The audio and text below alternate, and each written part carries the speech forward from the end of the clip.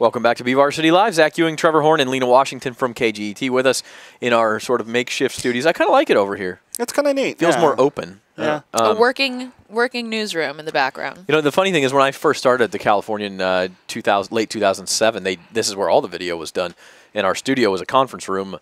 Lewis came in and blew everything up as he's, you know, that's basically what he likes to do. So what are you pointing at my shoe?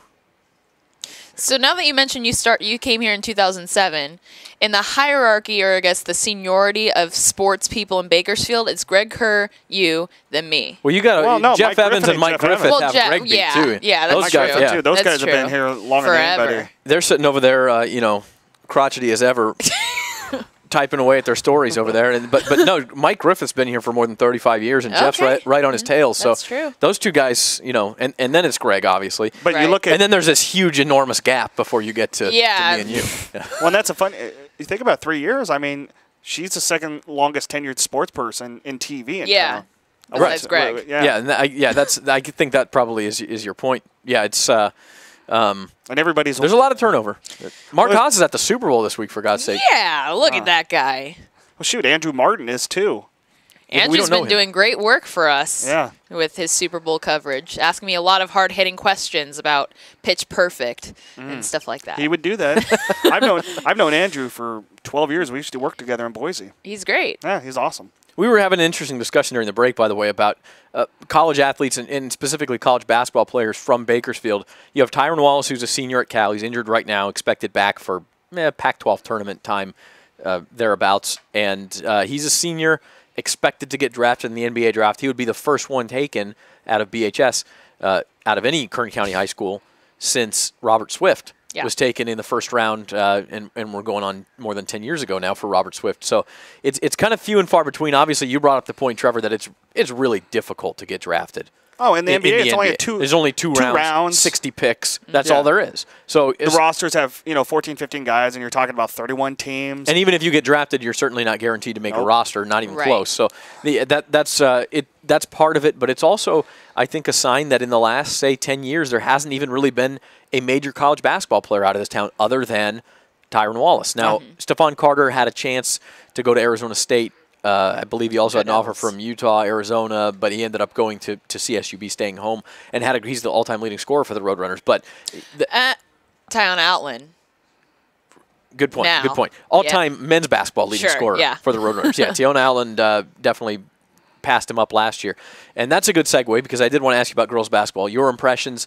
I think we think Independence is the best girls team in town, but Garces with CJ West back probably lays some claim to that title too. Right.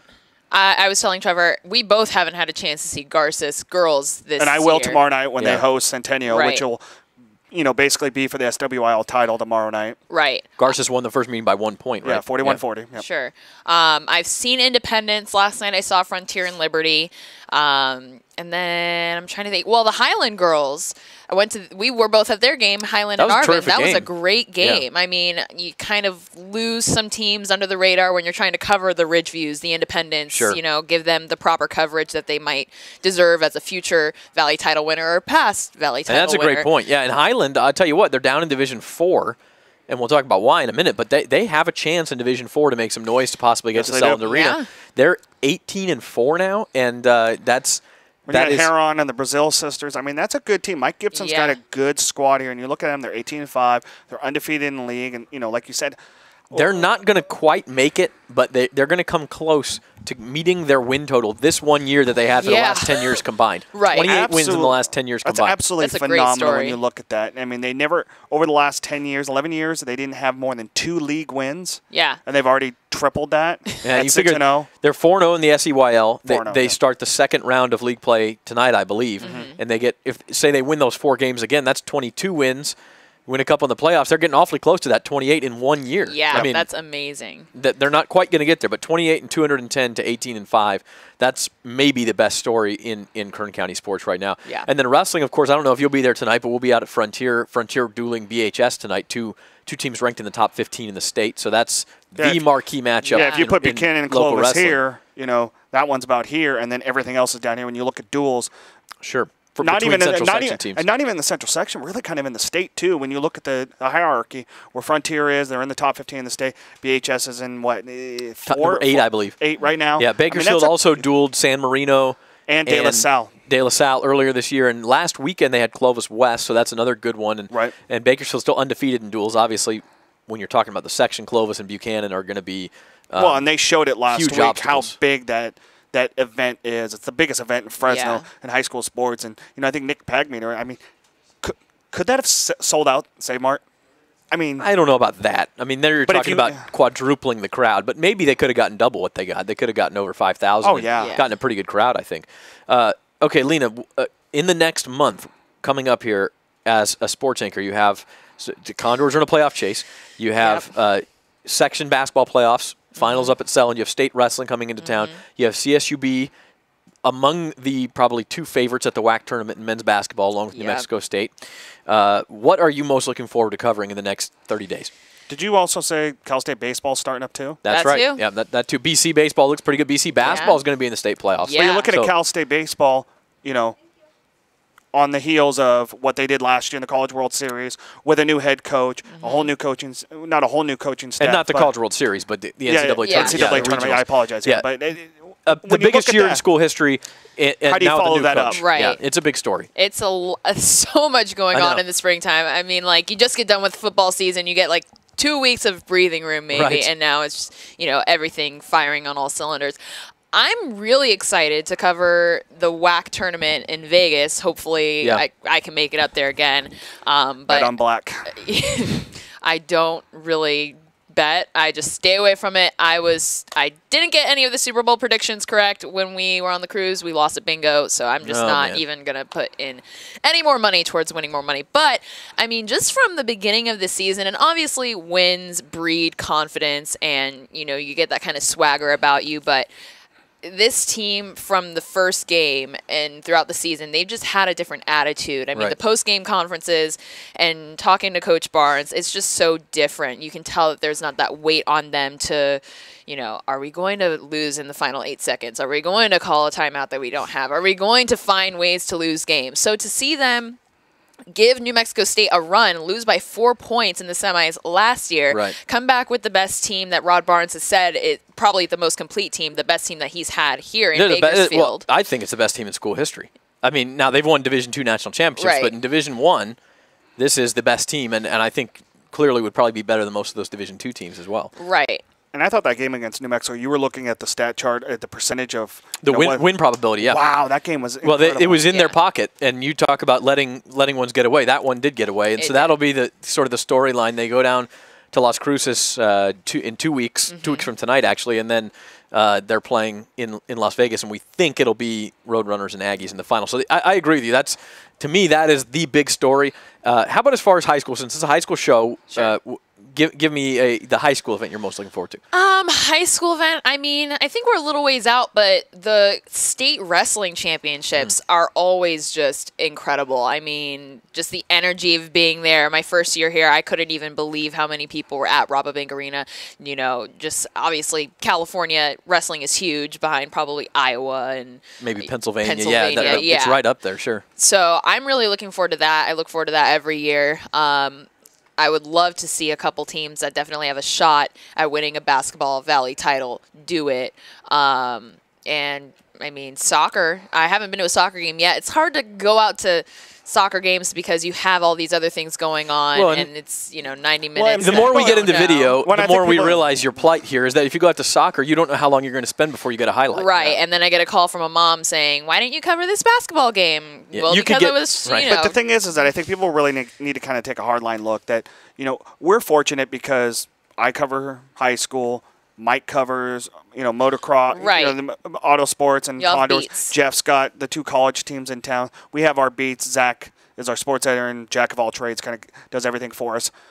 With you, and then even with, Greg Kerr, and then even Stephen Hicks and his limited capabilities, I think people need to kind of really take a hardline look and say, you guys have to do it all for yourselves. Yeah, you got a few photogs that can go out and shoot a few events for you. But, I mean, you guys are all by yourself. It is truly incredible how you guys are able to cover this community that is 400,000 or 500,000 6,000 plus, and you're dealing with 3 pro sports teams, 2 colleges, and 24 high schools. It is quite incredible. Let me ask you this: how do you prioritize? Yeah. Well, I try to get to I prioritize by time, so tip-off times, obviously.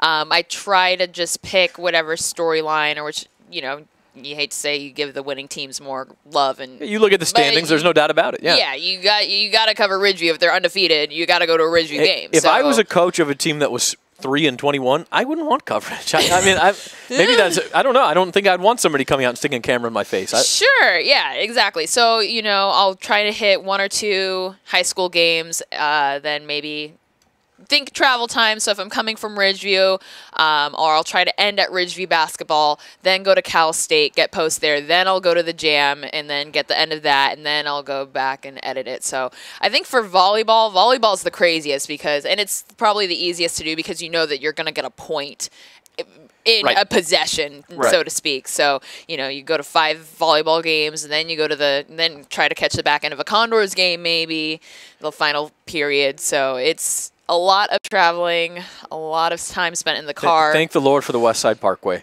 That's all I have to say. I mean, yeah, the 5 miles of it is great. Well, it beats the 0 it used to be. That's true. I don't know Bakersfield without it, so I don't know how you guys got over to Stockdale, got over to Liberty, got over there. There was a lot of time spent sitting at the stoplight at Truxton and Coffee, I'll tell you that much. You just sat there for about 4 cycles before you could go. Yeah.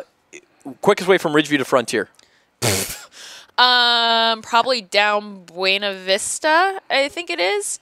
I don't know. So down Panama to Buena Vista and up that way? Yeah, probably. Yeah. Probably. See, I would do the other way around. I would take Panama all the way to to Allen and just go up Allen. The only problem with Allen is that once you cross the parkway, there's a couple stop signs and the lights are really off. See, I'm taking the freeway. See, I would, but then 99 over. Then you got up to go Olive further west or further east. Oh, you definitely do. West. You got to go west, up 99, and you're still going and then on you got to go streets. over Olive. You see, people, this is what we do. This is what we think about. And you got to look at Olive too. Is that Olive? The lights. I live off of Olive, and the lights. The green wave does not exist Stop. Yeah. No, it does not. You're especially here in downtown. Oh my gosh. I know how to navigate finally downtown, but. I never take Chester anymore. Note to the city planners and all that. I haven't been on Chester in probably 2 months. The surface street traffic in Bakersfield is so underratedly bad. Because I think because we're close to Los Angeles, people don't think about traffic here. Oh my god! But it's not just that. If you guys look at it, Phoenix has snarly traffic too. Well, yeah, but we have freeway systems and.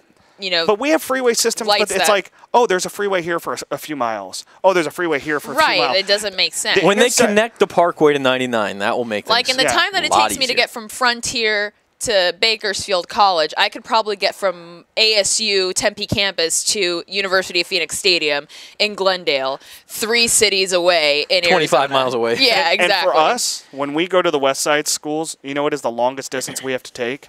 Leaving this building and trying to get across Oak. Yeah. That's always fun. Especially at 5 o'clock. Yep. All right, well, hey, Lina, thanks for coming in. Thanks for having me. Good luck. Well, I guess we'll all get to sleep around March 25th or something, Well, then baseball like starts. So that's true. Track. It never really does end. Softball. But, we feel your plight. And, again, thanks for coming in, and we'll talk to you next time. Thanks for having me. All right, we'll be back. We're going to talk some National Signing Day, which was yesterday when we come back on BVarsity Live.